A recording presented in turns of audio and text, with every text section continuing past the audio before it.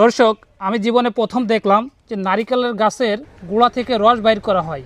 তো কীভাবে রস বাইর করা হয় আমরা এই কাকার কাছ থেকে আজকে জানবো। কাকা, কাকা, দেখতেছি নারিকেল গাছের গোড়া থেকে রস বাইর করতেছেন, এটা কিভাবে সম্ভব?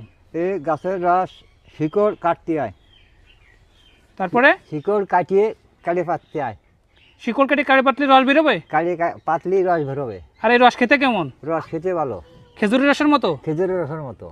এই রস দিয়ে কী কী হয়? এ গুড় পাঠালে হয়, 10-12 দিন কাটতে হয়।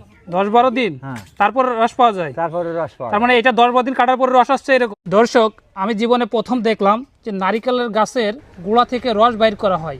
তো কীভাবে রস বাইর করা হয় আমরা এই কাকার কাছ থেকে আজকে জানবো। কাকা, কাকা, দেখতেছি নারিকেল গাছের গোড়া থেকে রস বাইর করতেছেন, এটা কিভাবে সম্ভব?